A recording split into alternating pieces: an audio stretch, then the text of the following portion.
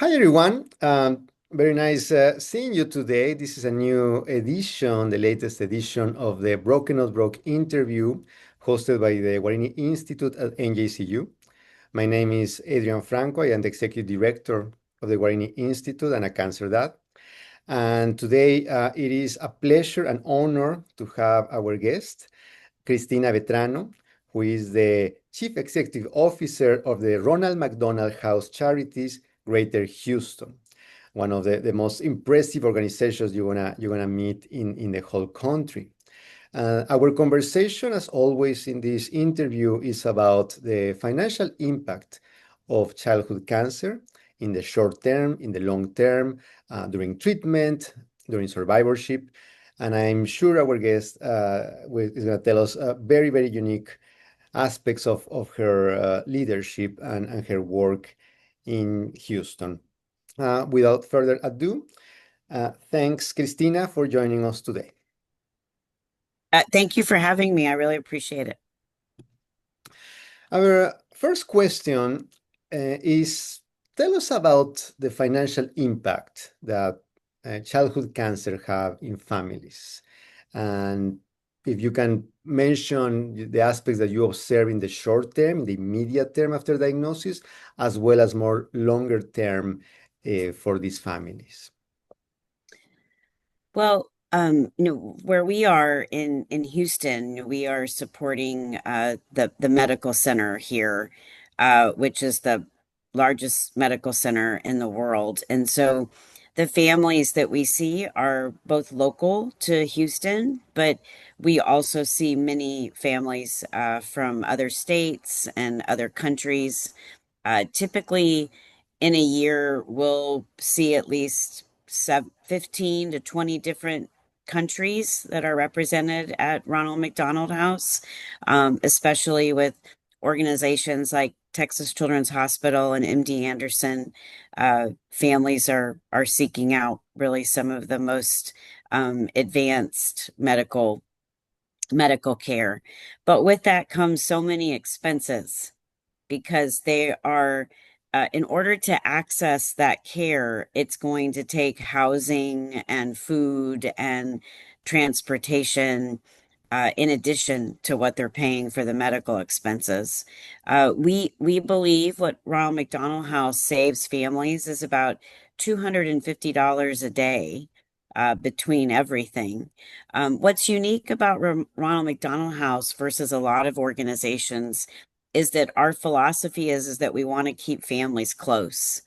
So there are other housing organizations, but often they can't take the siblings. And so for us, Audrey Evans is the founder of Ronald McDonald House. The first one was in Philadelphia. And she believed that when you have a sick child, you have a sick family. And so for us, the focus is to support the entire family.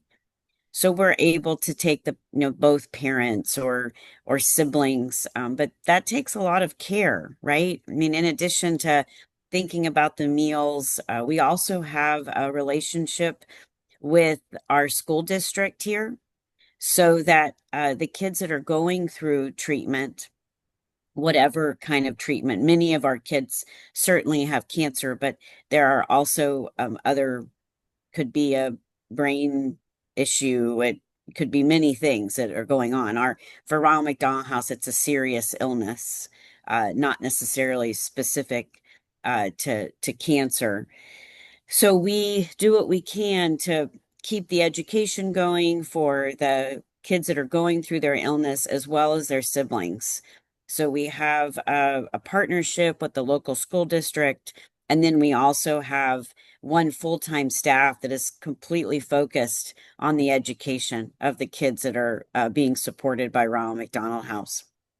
That offers opportunities for us to do things such as Lemonade Day and Science Fair and award ceremonies that we believe are really important for memory making for the families.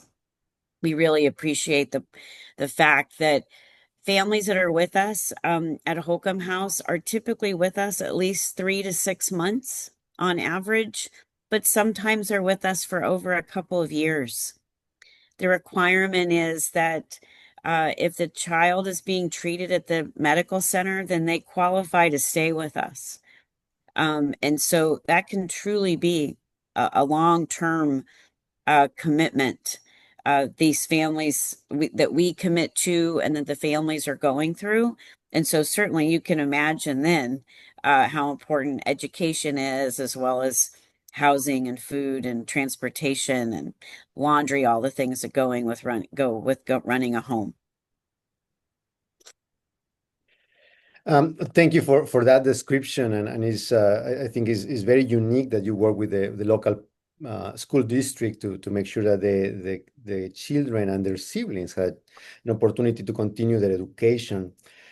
Um, we hear a lot about food insecurity, housing insecurity, obviously in general, but for families that have a diagnosis like cancer, it seems that many go through that. Could you tell us, based on your observations, what would be the consequence of this insecurity in the treatment and in the well-being of the families? Well, I mean, when a child is being treated in the hospital, they're fed, of course, but not necessarily the family and the parents. And, I know for myself how much harder it is to think if I'm hungry.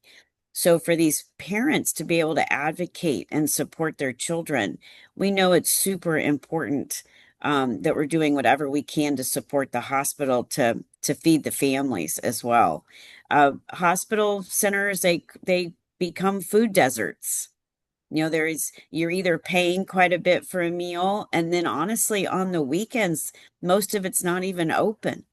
So it's really difficult for families to be able to get a meal. And then on top of that, to be able for it to be a healthy meal. So and somewhat of a variety. So we continue last year, we provided 71,000 catered meals between all four of the locations that we support. We have our standalone facility that's 70 bedrooms, but then we also have an actual house inside of Texas Children's Hospital, 19 bedrooms there. We have 20 bedrooms inside of Children's Memorial Hermann, and then we have a family room with 2 bedrooms inside of MD Anderson. So we work to support all four of those locations with as much food as we possibly can. We also stock 15 pantries with more shelf stable type food. So that's more like snacks. But sometimes that becomes a lifeline as well for these families. So that could be Pop Tarts and ramen and Chef Boyardee and um, chips, but whatever we can do to provide some kind of comfort food, even in those spaces, we stock those 2 or 3 times a day. But it's a real thing that this food insecurity piece is very existent inside of these medical center locations, and it can be really difficult for families. When you're home, you can you can manage food by also with your neighbors or your family share, but you lose that support system when your child's inside of a hospital. And so Ronald McDonald House does whatever we can to be able to replace that support structure so that families are getting the food that they need. Thank you for that answer.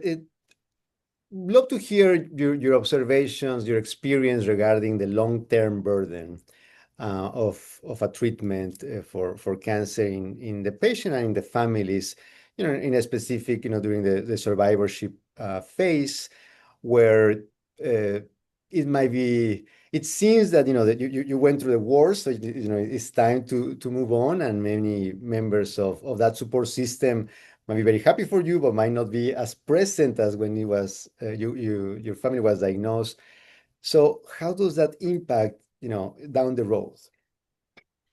Well, one example of a family that we had that was with us for a year and a half, 2 years.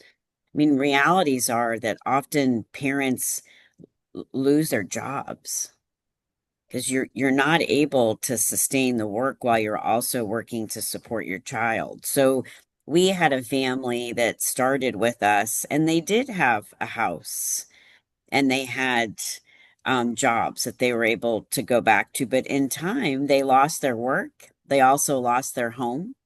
And so, as their child was able to leave Ronald McDonald House, they didn't have a place to go anymore. They had become homeless during that process. And for them to get back on their feet was not easy. We have established something called the Liz Kelly Emergency Fund, which is in honor of the founder of the Ron, specifically in Houston. And the point of that is for our social workers to be able to work with families when we're working to try to help them get back on their feet or help them sustain a household while they're still with Ronald McDonald House. You're still having to pay your utility bills at home. You still have expenses back at the house. You could have other family that you're still supporting. And that the longer that goes on, the more difficult that is for the families to be able to sustain. So, an example for this particular family, we worked with them to be able to put a deposit down on an apartment to get started. And since we had some funding to be able to support them, we were able to also approach our hospital partners, and then they matched what we were doing. So it gave the family a bridge to be able to find a home and to be able to leave Ronald McDonald House. And then they were able to find jobs again, and then be able to actually buy another home, which is a really, a great story to have, that we were able to support that. But these families need that kind of bridge in order to make that happen. We have a family that's currently with us, and they were their child was being treated in New Mexico, and they got to a point that the hospital in New Mexico was not, just didn't have the right knowledge or support system. And so suddenly they found themselves being life flighted to Houston. And so they thought that when they came to Houston, that they would be with us for just a few months because the child was going to have a bone marrow transplant.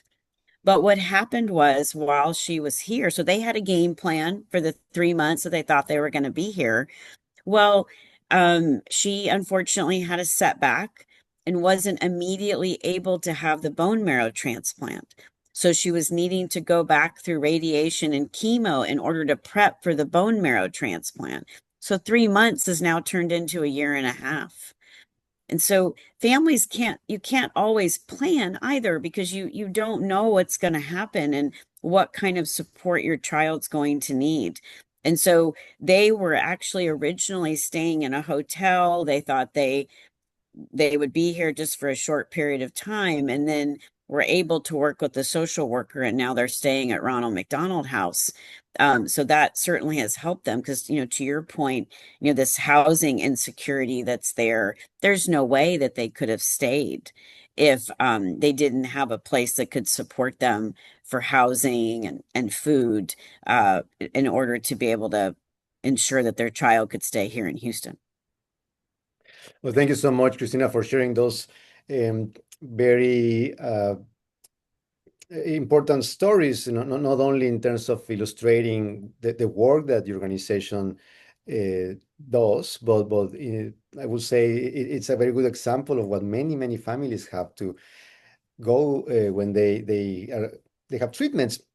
I love the word bridge that you use. I think it's so powerful. It's so important that after the plan or scheduled treatment, there is an opportunity for a family to find a way to go back and either find a job, find a home, uh, find the support system they need. So congratulations on having such an impactful fund to create this bridge. I love to hear now, from within the programs that the Ronald McDonald House, Charities in Greater Houston provide. What would you say are the most difficult or challenging cases to assist? And for that, I will go back to the point you made about the unique aspect of Houston with the Texas medical system, having people from all over the country or all over the world? I think we've really kind of gotten used to the language barrier, really. I mean, certainly technology helps so much with that. We do try super hard to have as many languages on staff as we possibly can. Certainly, Dr. Franco, you talked about Spanish. We have a lot of Spanish speaking staff, but we don't necessarily have every language represented for sure. But technology certainly helps with that. I mean, honestly, I think one of the most challenging things for us is, when you have a house with 70 families in crisis, all living under the same roof, there's a lot of emotions that we're managing and supporting on a daily basis. And so working to support the families through their crisis and be able to work alongside them and support them, hold their hand. We have families, we are so excited when we have a happy ending and they get to go home with their kiddo. But there's also many super sad stories that happen. Um, and I think that's the toughest part for us, is supporting the families, supporting our staff. It's a lot of mental health support that we need really for everyone that was involved. We had a really powerful moment on Friday. We had a family that had stayed with us for over a year, and we were thrilled to, send them home. But unfortunately, she went to hospice last week and she passed away on Friday morning at 1 a.m. And by Friday afternoon, that family was at Ronald McDonald House to be with the staff. And to me, I thought that was such a testimony of what the Ronald McDonald House staff, my staff, does to support these families, and for us to wrap our arms around them and truly be alongside them. We really do become their family in a lot of ways. And so I think that's probably the toughest thing. I mean, it's really wonderful to be able to get to know these families, but there's so many emotions that we're managing on a daily basis for everyone. And I think that's just a delicate tightrope to make sure we're saying and doing and supporting in the right way. Well, it's definitely very inspirational to hear stories like the one that you mentioned. Uh, and caregivers, they need a lot of support. We know Mhm. that. And most of the times we focus on the patient for obvious reasons, because it's a child, because it's the one going through these treatments, but there are caregivers that also need that support. So I think it's great that your organization oversees a comprehensive care for the whole family, for the caregivers, but also the staff. I think that's a very powerful aspect. Cristina, anything else you want to talk about the organization itself? Any other program, any new program, something that you want to share with us before we talk about more of the macro? Well, I will say that food continues to be a really big focus for us. I think at one time, Ronald McDonald House as a whole is about 50 years old as an organization. And early on, it was very, very much about housing. Housing is still, of course, like so important, and it's kind of the base of what Ronald McDonald House does.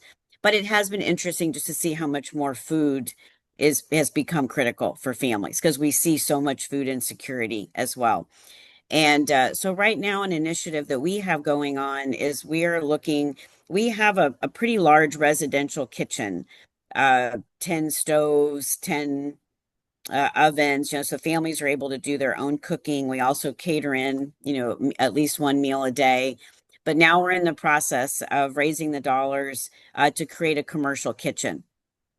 and to have a chef program. We will not be the first Ronald McDonald house that's doing that. There are many across the country that are already doing it. So we're fortunate to have examples that we can look at.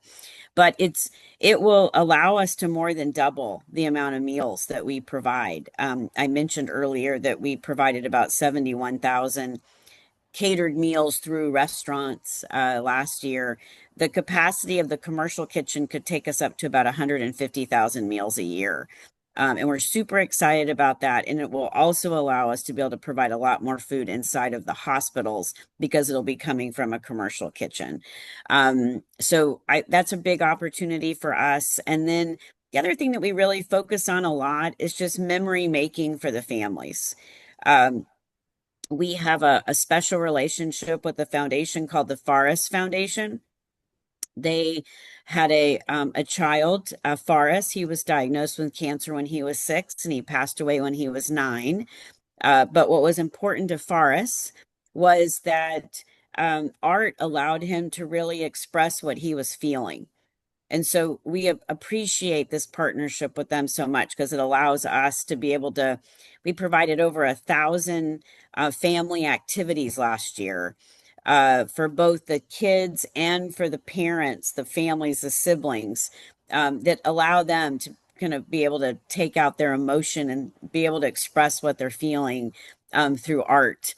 And that has been, I feel like it's been a big game changer for us to another way to kind of facilitate that mental health piece that's going on inside of the house. And we've really, really appreciated that support. Well, those are definitely very um, powerful initiatives, and we wish you obviously the best to raise the necessary funds to keep them going. That goal of 150,000 meals a year, it is just very inspiring. Christina, I would love to hear your thoughts on more of the macro level. What systemic changes, what policy level changes you think will be important for the financial stability of families diagnosed with cancer or other chronic illness? I would say any opportunities for more prevention, of more early testing for things. We certainly see families that come through. We have a family with us now that's been with us for approximately 900 days. And we know that if their daughter would have been screened earlier and had access to early testing, they would have caught her cancer much, much earlier. And there is no way that she would still be with us. I mean, she wouldn't be living with us. They would be back home on their own. And I think that is something that's super important. Like we don't. It just seems like I still hear so many stories where a, a kiddo has symptoms of some sort and we're not immediately doing some blood work or testing out just to see can we rule this out just to make sure. And so by the time they're figuring out it's just in such a different later stage than what it needed to be. And I feel like there needs to be a lot more visibility to that for hospitals to be and doctors to be thinking about that more in advance. If we just had some more simple testing or pre-screening that could go on, I think it would it not only would it save kids' lives and help them to have a lot less treatment than what they're needing to have today, but it would also save a lot of financial resources. Well, that's definitely a great point. We know the importance of early detection of cancer for any diagnosis is a game changer, and unfortunately, um, the costs of this, sometimes seem prohibitive in for many families. So I agree with you. That's something to advocate for. Any final thoughts? No, I don't think so. I mean, Ronald McDonald House really appreciates the opportunity to walk alongside these families. I would love to know that we could just work ourselves out of a job and we wouldn't be needed, but um, it is it is a wonderful opportunity to be able to support families when they're in need. Well, I want to thank you, Cristina Vetrano, who's the Chief Executive Officer of the Ronald McDonald House Charities, Greater Houston, and to your staff for this outstanding work and significant work that you do with families, not only from Houston, but from the whole country, from the whole world. I also want to encourage our viewers to reach out to your organization. I'm gonna give the website. It's rmhchouston.org, Ronald McDonald House Charities Houston.org, and I will ask everyone if you can donate to reach the goal of this $150,000 meals, as well as this fantastic fund that you mentioned, the Liz Kelly, I think you said, for the bridge, who is so important for families. Um, Also, find us in brokenNotbroke.org, where you can not only find access to information for over 400 organizations nationwide that support families, as well as our newsletters, our monthly interviews, and other initiatives. Thank you again, and looking forward to see you in the future. Thanks, everyone. Thank you. Okay.